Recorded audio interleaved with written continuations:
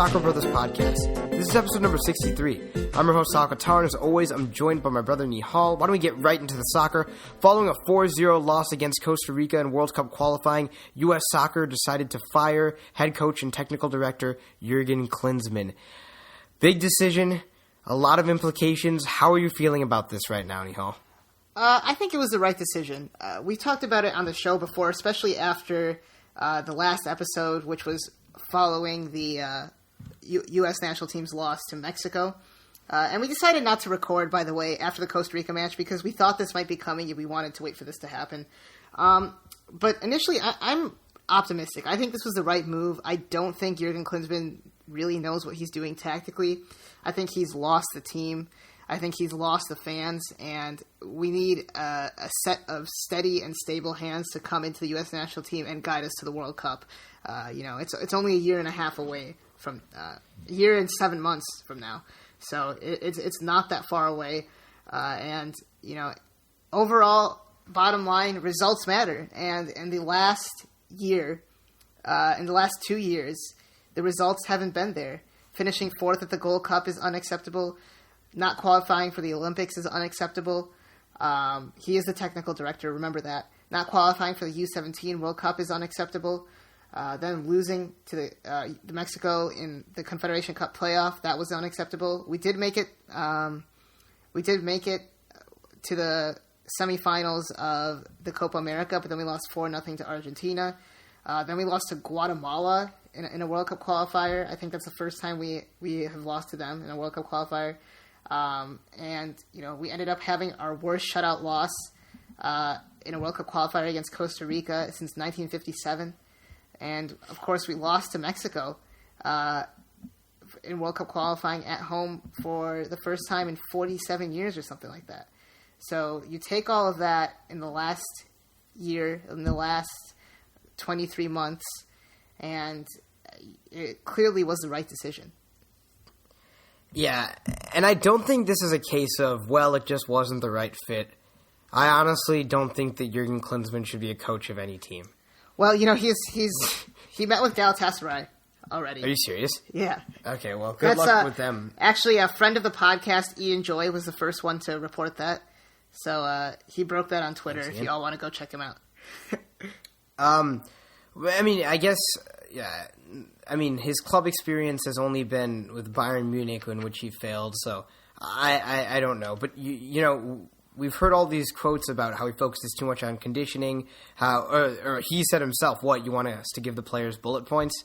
Right. I mean, that just astonishes me. Right. It is astonishing. And, we had Daryl Grove on episode 61 of the Soccer Brothers podcast on the Total Soccer Show, if you don't know what that is, which I assume you do if you're listening to this podcast. I assume you know about both. You should go listen to the last few episodes, and they sort of break down Jürgen Klinsmann and sort of how he tactically has failed. He tactically failed against Mexico, at least in the beginning of the match. Against Costa Rica, he tactically failed. Against Mexico, it was Michael Bradley and Jermaine Jones who decided to make the tactical change, who went over to Jürgen and said, this is what we need to do. There's just always been a failure for us to adjust, really, besides maybe making some subs, which is, Jürgen, he does amazing things with 6 subs. He can turn games around with 6 subs, but with 3, not so much. In the Copa America, against Argentina, questionable tactical decisions, starting Wondolowski, starting 2 in the central midfield against Argentina. That's mind-blowing to me. Tactics are the big thing that have been lacking with the U.S. national team, and it's something that, we need, especially when we're playing teams that are better than we are. And also, I really do think he lost the locker room. And, a lot of people say Michael Bradley hasn't been playing well. Ryan Connor actually sent me a message a couple days ago. He's a listener of the podcast. He was talking about Michael Bradley. And he said, at first he was saying, Ryan was like, I'm done with Bradley. But, after thinking about it, he said, Michael Bradley's dad gets fired. They hire this coach. He uses the term celebrity coach. He says all the fans are fangirling over him. And the celebrity coach is already disliked by notable players who played under him, Toni Kroos, Philipp Lahm. They've called him tactically incompetent. Klinsmann moved him around in the midfield. He's played every position, underneath the strikers, more of the box-to-box role as a defensive midfield and back again. He keeps playing two-man midfield, Michael Bradley, where he's less comfortable, and he gives him no instruction. And Klinsmann routinely throws him and Jones under the bus.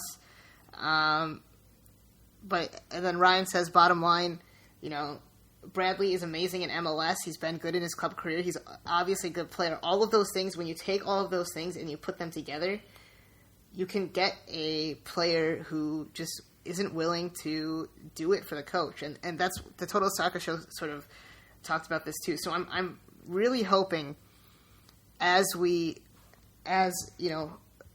Arena, who I don't know if you mentioned Bruce Arena as the likely successor to Jürgen Klinsmann. I can't remember if you mentioned that.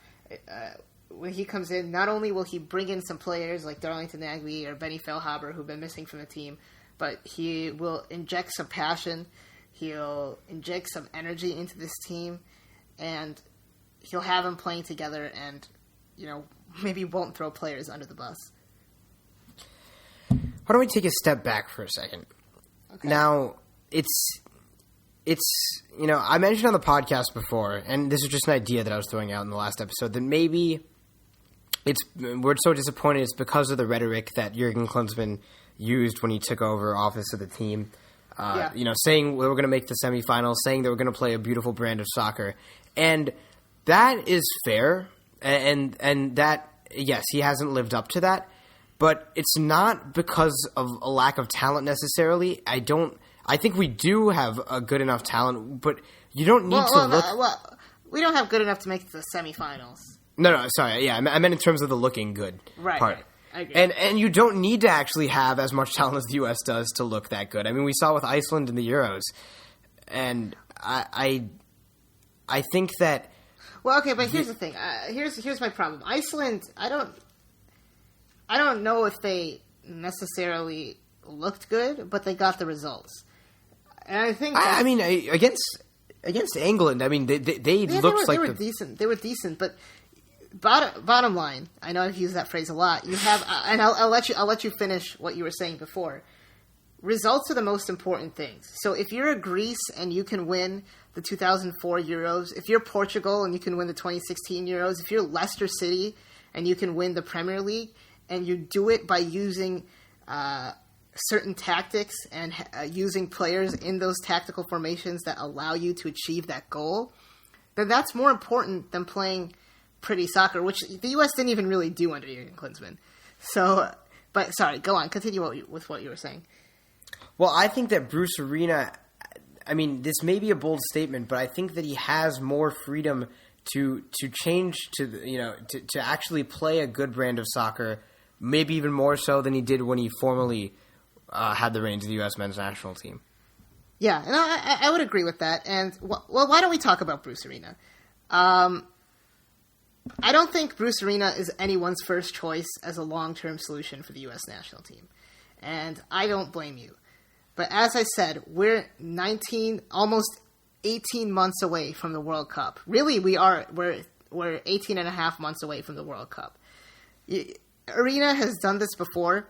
He's taken this team to a World Cup quarterfinals, and honestly, they should have at least taken Germany to extra time. There were some blown calls. I know 2006 was a disappointment, and there were some questions about playing DeMarcus Beasley on the right wing, about bringing on Olsen for Claudio Reyna, a defensive-minded player, for a more attacking player when Reyna got hurt, and some other decisions, not playing Clint Dempsey as much. Some other decisions that not a lot of people agree with. But he's done this before, and at this point, with 0 points after 2 matches in the Hex, and with a -5 goal differential, and with just where the state of this team is, I don't think we can afford to gamble on someone like Oscar Pereja or Peter Vermees or Jason Kreis or someone who hasn't done it before. I think we need to get to the World Cup. And whatever happens in 2018 happens, because people need to understand, for U.S. soccer, getting to the World Cup is not only huge monetarily and for the reputation of the team abroad, it's huge for the continued growth of soccer in this country. Since 2000, I think, 6, soccer fandom has grown by 65%. Soccer is the second most watched sport in the country between the ages of 12 and 24. MLS is on track to pass MLB in terms of avid fan interest amongst millennials. It's continuing to grow, and the U.S. men's national team needs to capitalize on that to gain a better return in the future. And the way to do that, the big draw, is a World Cup every 4 years. USA versus Portugal had higher ratings than Game 7 of the World Series and the NBA, respectively, in 2014. We saw the Women's World Cup. There were very good ratings. So my point is, we need to get to the World Cup. Not only for money, but for the future growth of the team, I think, as well, in terms of fandom and also in terms of players. It's an indispensable experience to be at the World Cup. And for someone like a 20-year-old or a 19-year-old, wait, will he be 20? No, he'll be 20, yeah. 20-year-old Christian Pulisic. No, he'll be 19, won't he? Yeah, he'll be 19. That's crazy. A 19-year-old Christian Pulisic to be at the World Cup, I mean, that's indispensable. And, you think about it, by the time the next World Cup comes around, Christian Pulisic is 23. Michael Bradley's, 31, 33? So, I mean, we cannot miss this World Cup, in my opinion. And that's why Bruce Arena has to come in. He's not the top choice, but he is the right choice, I think. And he does tactics. So, yeah, I mean, it's better than this. But do you think that, I mean, you said that Bruce Arena, you don't think he's a long-term solution, but really anything less than, if we qualify for the round of 16 in the 2018 World Cup, then crash out, Gulati will not fire him. I think he will fire him. Gulati's first, you don't know this because you're a little younger, but Gulati's first act as the U.S. soccer president was to fire Bruce Arena, or was to not re-up his deal. And there hasn't. I think as much hate as Sunil Gulati is getting, and well-deserved scrutiny, I might add, I think he tends to be practical. I know he has held on to Klinsmann.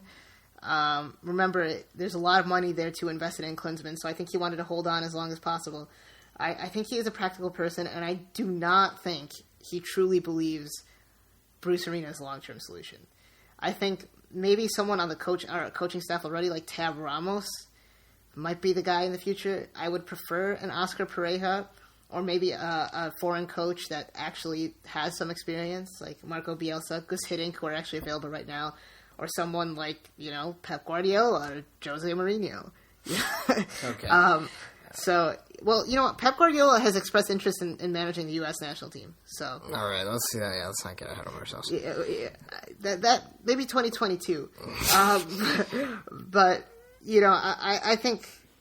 I don't think. Excuse me. I just realized something. We're not going to have to talk about Jürgen Klinsmann again after this podcast. Like, we will probably, but we probably will. But oh my gosh, it's just like the weight keeps on lifting off my shoulders. Yeah, I don't think it's really hit me yet, to be honest. But no, it hasn't. And well, let me finish my thought first. I don't think Bruce Arena is going to be the long-term solution. There are a couple things I want to get to. Bruce Arena said. Well, let me pull up the quote here. He said, with regards to foreign players, not the best quote. Bruce Arena said, here we go. He said, players on the national team should be American. If they're born in other countries, we aren't making progress. Excuse me. Now, I would like to know what you think about that. Wait, when? What day was this quote from? This is 2013. So pretty recently. That's a little bit too recent for me. And, it's not great. Obviously, we have great respect for anyone who considers themselves Americans, especially, the son of soldiers, those who protect our country or who serve our country. So it's not great. Fabian Johnson and John Brooks and these guys are way too good to not play. They are surefire starters, and I think Bruce Arena knows that. Was he talking in the context of the U.S. men's national team or MLS or just U.S. soccer in general? Because I feel he said players on the national team should be American. If they're born in other countries, we aren't making progress. But I feel like we is like... So the second... No, I don't know. I think he was talking about the U.S. national team. Okay. And 2013 was about the time where Fabian Johnson was emerging, Danny Williams, Terrence Boyd, Jermaine Jones was that was a Bob Bradley guy. Timmy Chandler and Jermaine Jones were, but they were starting to get into the team. So, I agree with his second statement. If they're born in other countries, you aren't making progress. But then, every national team uses dual nationals. And he will likely bring in Benny Feilhaber and Darlington Nagbe. But those guys were born in other countries. Benny Feilhaber. Where was Feilhaber born? Yeah. Brazil. So, I don't know. Ultimately, I don't think this is going to... I don't think he's going to drop John Brooks and Fabian Johnson. But I that does give me a little bit of discomfort. I just don't really agree with the sentiment behind whatever he's saying. But right, whatever. I mean, and it's hard to say. It's hard to say if those two lines are. I don't know what the true intent was, but either way, I don't think that was the right thing to say, and I ultimately don't agree with the full statement. Anyone who's born as an American citizen or who becomes an American citizen, or really who I believe has a connection to America and considers themselves American, is an American. So to say players on the national team should be American if they're born in other countries who aren't making progress, it makes it seem like he thinks that people like Fabian Johnson, Julian Green, these guys... Well, Julian Green was born in the U.S., actually, so that's not a good example. But Fabian Johnson and John Brooks, these guys who are sons of soldiers, is he saying they aren't American? That's what it seems like. Yeah, and I disagree with that. I don't think that it'll play a huge role into behind his selection, but I don't think so either. I don't really agree with that comment. I will say that, and this is kind of going on a bit of a tangent, but anyone who says that Jürgen Klinsmann was the reason that we recruited a lot of players, okay. I think you have to look at each story individually, and a lot of these guys, it seemed like they'd wanted to play for the U.S. or they had a special connection to the U.S. He might have helped a little bit, but don't you agree that for many... I think the big one was Julian Green. I think that was Jürgen Klinsmann. I think there was a chance he played for the U.S. Gideon Zelalem was always going to play for the U.S. Jermaine Jones and Timmy Chandler were going to play for the U.S. Fabian Johnson, maybe. Some of these guys who grew up in Germany, Jürgen Klinsmann is Jürgen Klinsmann. World Cup champion, German goal scorer.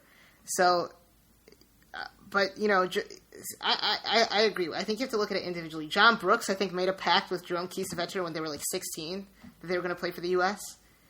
So I think a lot of these guys, if you look at a player like John Brooks, how can you not call the guy American? He's all about tattoo of Chicago. Yeah, of Illinois. Yeah. Is it Chicago? I don't. Yeah. Well, I think there's a star on the city that he was born in, but I don't think it was Chicago. Well, he wasn't born there. That's where his family was from. Yeah. Yeah, but my bad. But either way, I agree with you. I think Jürgen Klinsmann maybe deserves some credit, but it's hard to know. Like a lot of these guys, I think already had their mind made up. Especially Gideon Zelalem. Like he's a big one. What do you think the ceiling is for this team? Under Bruce Arena, I think the ceiling is making it to the quarterfinals again. I think that's the best case. Realistically, I see another round of 16. I mean, it depends on the group. We got to get there first. I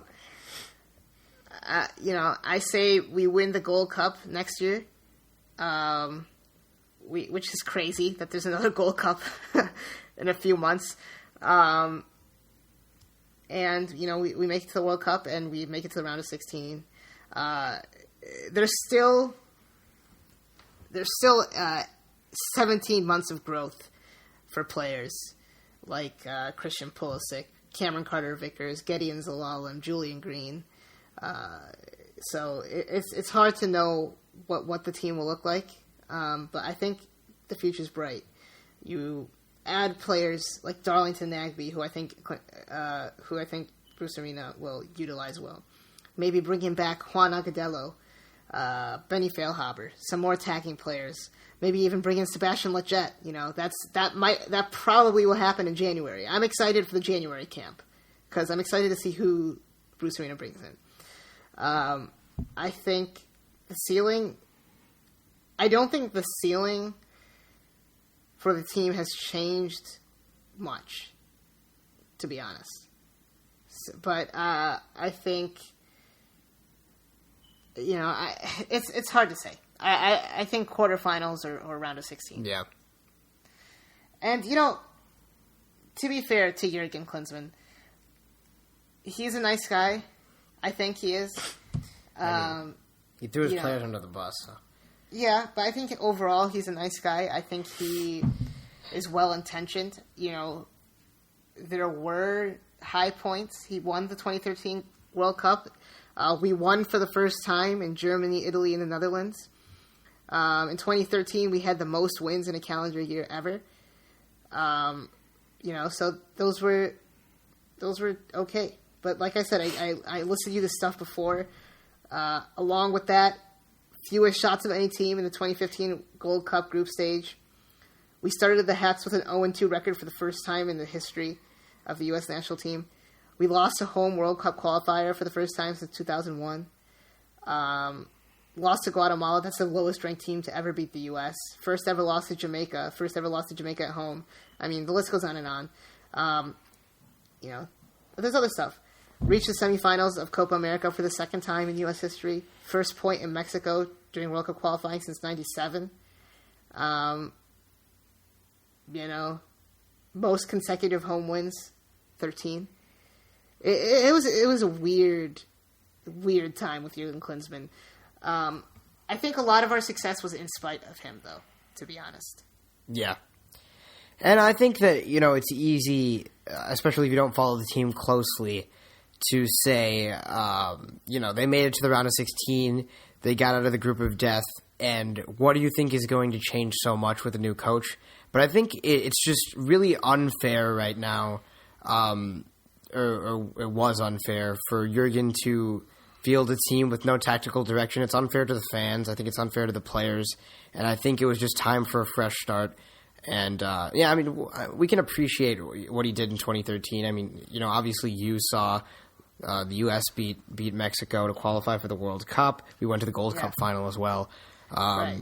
And we'll cherish those memories. Right. But. And, honestly, I like to think I'm a practical person. I sometimes am not when it comes to sports. But I like to think I'm a practical person because, I'm getting into law, so hopefully I'm a practical person. I was pro Klinsmann. I think I say it all the time. You remember, I was pro Klinsmann. But it was evident last year, really after 2014, after the World Cup, that he wasn't the right choice. And I think there are way too many Klinsmann apologists out there who are like, he didn't have the talent. I saw a lot of people saying he didn't have the talent to do anything with this team. But, I mean, every other manager in the last 18 years with less talent has done just as well or better. You look at Bob Bradley, runner-up in the Confederations Cup, beating Spain, the number one team in the world in an official competition. we didn't really come close to doing anything like that under Klinsmann. I mean, we got out of the group of death, but yeah, I mean, I don't think beating Ecuador in the quarterfinals. I mean, that's no, fine. that's good. It's good. Yeah. I mean, but we should be doing that in my opinion. Yeah. We should not be embarrassing ourselves against Argentina. We should have a respectable 2-0 loss. We shouldn't be losing. We shouldn't be embarrassing. We shouldn't be embarrassing ourselves against Costa Rica, or Guatemala, or Jamaica. I think talking specifically about the Costa Rica game. He lost to Jamaica 3 times. Twice in Really? World Cup qualifying, and once in the Gold Cup semis. Think about that. Yeah, I also think some of those games in the 2014 World Cup qualifying cycle were a little bit too close for comfort. I remember barely edging by Antigua and Barbuda. There are a few I can't really remember the specifics of, but no. But I mean, you could tell like a player like John Brooks, who I thought was one of the worst players versus Costa Rica. It was just the fight, Something is missing there, and I don't think anyone really wanted it. And I hope Jürgen, when he comes out with a statement, can understand that. There was an article. I don't know if you saw the article where he was saying, the fans don't understand much about soccer. I mean, that stuff was just ridiculous. The fact that he never took the blame. It was never on him. And, it's sort of, well, I'm not going to go there, but he just never took responsibility. And it was just, and like you said, John Brooks, all of these players perform so much better for their clubs than they do for their country. Maybe with the exception of Bobby Wood, who does well for both. But even he, I think, does a little bit better with Hamburg. But, Fabian Johnson, when is the last time Fabian Johnson actually looked good with the U.S. national team? 2013? Yeah, I don't know. I think there have been times where Josie has done doing nothing for club, but still looked pretty solid for the U.S. Yeah, that's true. I'm talking about recently. And I think what people need to understand is you can have good times with a coach, but still also be at a point later where you need to fire him or her. And this is the time. I agree. And it was right, and I'm excited. It's for us. It's not been a great sports few weeks, so this is good. This is good news. And like I said, or I didn't say it, but you never want, like Landon Donovan said, you never want anyone to lose their job. But I mean, he's making millions and millions of dollars. He'll be fine. Yeah, and he's gonna find a job elsewhere. Yeah, Galatasaray. And I wonder what this means for Jonathan, though. Yeah, I know. That's what I was just gonna think about. I was just thinking about his tweet about Landon Donovan after he got cut, basically. I wish Landon tweeted, "Ha ha ha ha ha ha! I didn't even notice you." Or I wish Talon tweeted that. Yeah, Talon tweeted. No, that doesn't make any sense. But we are going to get back on the podcast grind and start covering club soccer again. We're in the middle of the MLS playoffs. European action is in full swing, so we'll get back into that. It's just been a lot of stuff going on for U.S. soccer right now, so we've been mainly focusing on that. But do you have anything else to say before we wrap this up? About Jürgen? No. Just that I'm excited. I'm excited to move forward. I mean, I feel like you should have been about Bruce Arena. Yeah, I'm excited to move forward. But no, it's you're saying Jürgen. I'm excited. Well, it's not official yet. It's not official. Okay, true. So, I mean, it pretty much is official. So, but it's not. Yeah. It's so close. You 100% don't want Landon Donovan taking over. Not right now. No. I'm sorry, Landon. I'm sure he agrees. Speaking of Landon Donovan, though, make sure you check out episode 60 of the Soccer Brothers podcast. We actually had the opportunity to sit down and interview Landon Donovan. It's a fascinating conversation, and I implore you to check that out. Yeah, all of our interviews and all of our episodes are on our new website, SoccerBrothersPodcast.com. Definitely check that out. We've also got a Twitter and Instagram. Those are under the handle @SoccerBrosPod. We've got a Facebook page. In terms of listening, you can check us out on SoundCloud, Google Play, Podkicker, pretty much everywhere. We're trying to get on Spotify right now. We don't have that iTunes. yet. iTunes, that's a big one. Yeah. Make sure to give us feedback and give us reviews. If you want a 15% off discount on your entire purchase on the website ambitiousstrike.com, they sell t-shirts. Enter the code BROTHERS at checkout. Absolutely. Also, let us know what you think about Jürgen Klinsmann leaving the U.S. national team and what you think about Bruce Arena coming in. With that, we'll see you next time for episode 64 of the Soccer Brothers Podcast.